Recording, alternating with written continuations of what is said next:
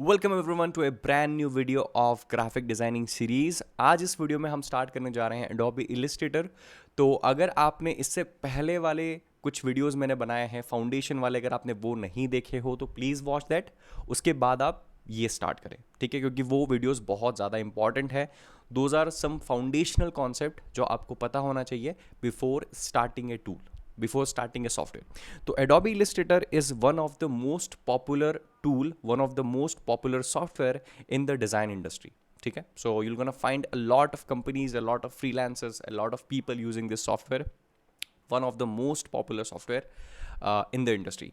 अगर आपको ये सॉफ्टवेयर पता है, अगर आपको ये टूल पता है, you can do some of the most amazing thing using this tool. ठीक है, तो इससे आप बहुत सारी चीज़ें कर सकते हो, लोगोस क्रिएट कर सकते हो, बिजनेस कार्ड्स डिज़ाइन कर सकते हो, pamphlets, menus, you name it, you can create whatever you want to create using this software. ठीक है, तो ये इस वीडियो, ये इट्स जस्ट इंट्रोडक्शन वीडियो। इस वीडियो के अंदर से मैं आपको इंट्रोडक्शन देने वाला हूँ आपके नॉर्मल इंटरफेस का, और कैसे सारे इसके आप नई डॉक्यूमेंट्स को कैसे बनाते हैं, नया कैसे एक फाइल यहाँ पे स्टार्ट करते हैं, प्रोजेक्ट कैसे स्टार्ट करते हैं। I am just give you the introduction here. Okay, will gonna start. So आप इलस्ट्रेटर आपके पास ऑलरेडी इंस्टॉल्ड होना चाहिए। अब मैं ये नहीं बताऊंगा कि कैसे आपको इंस्टॉल करना है, you know it, you should have it. ठीक है, आप जैसे ही इलस्ट्रेटर को ओपन करेंगे you will gonna have something like this. आपके पास कुछ इस तरीके की एक विंडो मिलेगी। नाउ एक चीज़ मैं आपको बताना चाहूँगा कि मैं जो यूज़ कर रहा हूँ वो एडोबी इलस्ट्रेटर सीसी है, वर्जन है 2018 का। ठीक है, अब हो सकता है कि आप जो वर्जन यूज़ कर रहे हो वो एग्जैक्टली ये ना हो। ठीक है, तो मैं जो भी आपको यहाँ पे ऑप्शंस बताने वाला हूँ उसमें कुछ ना कुछ डिफरेंस हो सकता है अगर आप कोई दूसरा वर्जन यूज़ कर रहे हैं तो। But keep this thing in mind कि अगर आप दूसरा वर्जन भी यूज़ कर रहे हैं तो थोड़े बहुत इधर उधर ऑप्शंस होंगे, लेकिन कोई भी मेजर डिफरेंस नहीं होगा। ठीक है, तो हो सकता है कि आप Adobe CC की बजाय आप Adobe CS6 यूज़ कर रहे हो, CS5 यूज़ कर रहे हो। तो अगर मैं आपको यहाँ पे कोई ऑप्शन बताता हूँ, आपको वो नहीं मिलता है आपके वाले वर्जन में, तो आप सिंपली गूगल कर सकते हैं। ठीक है, वर्जन के नाम के साथ आपको ईजिली मिल जाएगा। वैसे कोई इतना मेजर चेंजेस नहीं होते, बहुत माइनर से चेंजेस होते हैं, but still if there are some differences you can find that out. Okay, तो सॉफ्टवेयर इंस्टॉल करने के बाद आप जैसे ही इसको ओपन करेंगे तो आपको कुछ इस तरह का विंडो यहाँ पे दिखाई देगा। ठीक है, यहाँ पे आपके पास ऑप्शंस होंगे क्रिएट न्यू, ओपन। ठीक है, अगर इस तरह के आपको ऑप्शन नहीं दिखाई देते हैं दैट्स कंप्लीटली फाइन। आपको अब यहाँ पे क्या करना है, आपको क्रिएट न्यू पर क्लिक करना है। ठीक है, तो क्रिएट न्यू का ऑप्शन आपको यहाँ पे मिलेगा। अगर आपको ये ऑप्शन यहाँ पर नहीं दिखाई देता है then you can go to file, new पे अगर आप क्लिक करेंगे तो दोनों चीज़ें एक ही काम करेगी। ठीक है, तो सबसे पहले हम एक डॉक्यूमेंट को कैसे क्रिएट करते हैं वो यहाँ पर देखेंगे। ठीक है, तो सबसे पहले इन सभी चीज़ों को आप छोड़िएगा, इधर आइए और यहाँ पे देखिए कि हमारे पास यहाँ पे कुछ चीज़ें दिखाई देती है जैसे प्रीसेट डिटेल्स है ना। तो यहाँ पर आपको हमेशा आपकी फाइल का नेम डालना है ना। तो मैं ये इंट्रोडक्शन वीडियो है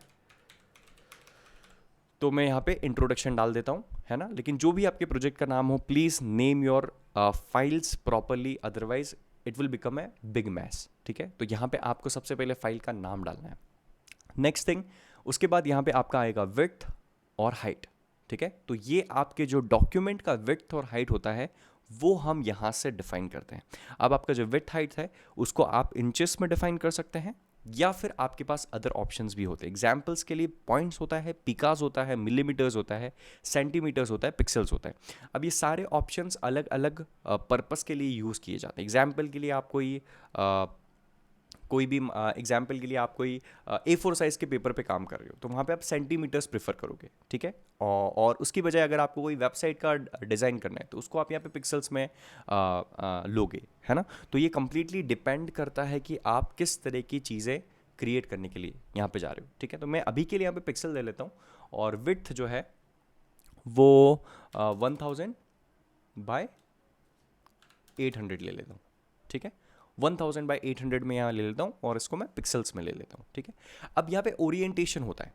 ठीक है, 1000 का मतलब क्या हुआ कि हमारी विड्थ ज़्यादा है, हाइट कम है। अब मैं इसी को फ्लिप कर सकता हूँ। देखो ये अभी लैंडस्केप में है, अगर मैं चाहूँ इसको क्लिक करूँगा तो जो हाइट है वो विड्थ हो जाएगी और विड्थ जो है वो हाइट हो जाएगी, ठीक है। तो मैं उसको फ्लिप कर सकता हूँ, मतलब कि आपका जो आर्ट बोर्ड है इस तरह का कुछ है, वो फिर इस तरीके का दिखने लगेगा अगर आप यहाँ पे ओरिएंटेशन चेंज कर देते हैं। आर्ट बोर्ड्स का मतलब क्या होता है यार? आर्ट बोर्ड्स का मतलब ये होता है कि आप इसको ये समझो कि आपके पास ड्राइंग शीट है, ठीक है। तो एक सिंगल ड्राइंग शीट होगी, है ना। आर्ट बोर्ड्स का मतलब है कि कितनी ड्राइंग शीट्स हैं आपके पास, तो इसको जनरली हम 1 रखते हैं, ठीक है। अगर हम मल्टीपल कुछ चीज़ें क्रिएट कर रहे हो तो उसके लिए हम और भी यहाँ पे ऑप्शंस चूज कर सकते हैं, but generally we keep it 1, ठीक है। तो इसको हम 1 रखेंगे। ओरिएंटेशन हम इसका पोर्ट्रे लैंडस्केप रखेंगे। और उसके बाद ब्लीड आता है आपका। ब्लीड क्या होता है यार? ब्लीड वो एरिया होता है जो प्रिंट का जो बॉक्स होता है उसके बाहर का जो एरिया होता है, right. Now I am not gonna go too deep into this, but इसको हम 0 ही रखेंगे, ठीक है। उसके बाद यहाँ पे आपके पास कुछ एडवांस्ड ऑप्शन होते हैं। एडवांस्ड ऑप्शंस में आपको मिलता है आरजीबी कलर, ठीक है। तो आपको मैंने बताया था कलर थ्योरी वाली वीडियो में कि there are different colour modes होते हैं। एक आरजीबी होता है, आरजीबी होता है हमारे स्क्रीन के लिए, ठीक है। उसके बाद एक हमारा CMYK होता है। तो आपको इस चीज़ का ध्यान रखना है कि अगर आप कुछ भी प्रिंट के लिए, अगर आपको कोई भी चीज़ को प्रिंट करवाना हो, जैसे बिजनेस कार्ड हो गया, मेन्यू हो गया, तो आपको हमेशा CMYK यूज़ करना है, ठीक है। लेकिन अगर आप कोई भी इंटरनेट के लिए बना रहे, सोशल मीडिया पोस्ट बना रहे, वेबसाइट बना रहे जिसको प्रिंट नहीं किया जाएगा, सिर्फ आप उसको स्क्रीन पर देखेंगे, उसके लिए आपको RGB यूज़ करना है। इस चीज़ का आपको ध्यान रखना है, ठीक है। तो CMYK अगर आप लेते हैं तो आपके पास यहाँ पे कुछ ऑप्शंस होते हैं। अगर आपको बहुत अच्छी क्वालिटी रखनी तो आप हाई 300 PPI रख सकते हैं, मीडियम रखना है तो 150 PPI रख सकते हैं, और जब भी आप RGB कलर रखते हैं उसके लिए आपको स्क्रीन पर रखना है 72 PPI, ठीक है। अब यहाँ पे प्रीव्यू मोड है तो उसको आप डिफ़ॉल्ट ही रहने दीजिए, नथिंग एल्स, ठीक है। तो ये सारी सेटिंग्स मैंने यहाँ पे कर दी और यहाँ पे मैं एक डॉक्यूमेंट क्रिएट कर दूंगा, ठीक है। जैसे मैं डॉक्यूमेंट को क्रिएट करूंगा यहाँ पे कुछ इस तरीके से मुझे एक ये बोर्ड यहाँ पर मिल जाएगा, ठीक है। तो अब ये एक आर्ट बोर्ड इसको बोलते हैं। जो व्हाइट कलर का एरिया आपको दिख रहा है ये आर्ट बोर्ड है, और यहाँ पर हम जो भी डिज़ाइंस या जो भी चीज़ें हम काम करेंगे आगे वो सब कुछ इसके ऊपर होने वाला है, ठीक है। अभी के लिए मैं इसको क्लोज कर देता हूँ।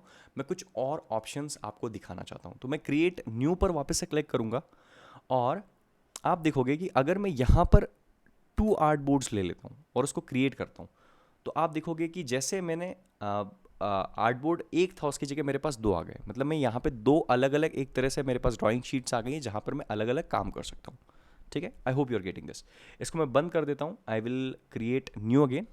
अब यहाँ पर आपके पास कुछ ऑप्शंस होते हैं, ठीक है। तो ये रिसेंट आइटम्स में क्या होता है कि जो भी मैंने अभी इससे पहले जो भी काम किया था उसके रिजोल्यूशन मेरे को यहाँ पे दिखाई दे रहा है। मैंने A4 पहले यूज़ किया है 1000 by 800 8.27 बाई 11.69 इंचेस मैंने यूज़ किया है। तो ये पहले से मैंने जो यूज़ किए वो यहाँ पर मुझे दिखाई देते हैं। उसके बाद आप यहाँ पर जाकर मोबाइल, ठीक है। तो से फॉर एग्जांपल आप कोई एप्लीकेशन के लिए, कोई मोबाइल एप्लीकेशन के लिए कुछ डिज़ाइन कर रहे हो, उसका रिजोल्यूशन आपको चाहिए हो यहाँ पे, तो आपके पास यहाँ पे कुछ प्रीसेट्स होते हैं, ठीक है। तो आईफोन का अलग प्रीसेट है, आईफोन 876 का है, 10 का है, 876 का है, आईपैड प्रो का है, आईपैड रेटिना का है, आईपैड। तो यहाँ पे बहुत सारे रिजोल्यूशन आपको मिल जाते हैं। आप सिंपली ये क्या करते हैं कि आपको ये जो रिजोल्यूशन यहाँ पे मैं कस्टम लेता हूँ ना, वो यहाँ पे आपको लेना नहीं पड़ेगा।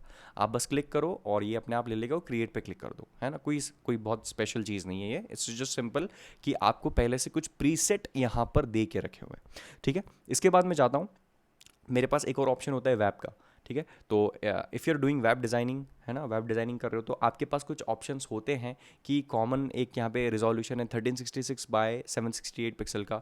वेब लार्ज में आपके पास एक ऑप्शन होता है। ऐसे बहुत सारे यहाँ पर आपके पास ऑप्शंस होते हैं जिसको आप सिलेक्ट करके आप अपना एक रिजोल्यूशन यहाँ पे क्रिएट कर सकते हो। जैसे आप मैकबुक प्रो 15 इंच रेटिना के लिए जाते हो तो उसका रिजोल्यूशन आपको मिल जाएगा। तो यहाँ पे कुछ आपको प्री मेड रिजोल्यूशन मिल जाते हैं जो आप यहाँ से चूज़ कर सकते हैं। उसके बाद आप प्रिंट में जाते हैं, तो प्रिंट में आपको लेटर के लिए, A4 साइज़ के लिए, लीगल के लिए, टैबलॉइड के लिए, B5, B4, A3 ये सारे साइजेस मिल जाते हैं, ठीक है। उसके बाद अगर आप लास्ट में आते हैं तो फिल्म एंड वीडियो का, अगर आप फिल्म एंड वीडियो के लिए अगर यहाँ पे कोई आर्ट बनाना चाह रहे हैं तो उसके लिए भी आपको डिफरेंट रेजोल्यूशंस यहाँ पे मिल जाते हैं, ठीक है। तो इस तरीके से आप एक डॉक्यूमेंट को क्रिएट करते हैं, इस तरीके से एक आप डॉक्यूमेंट को स्टार्ट करते हैं, ठीक है।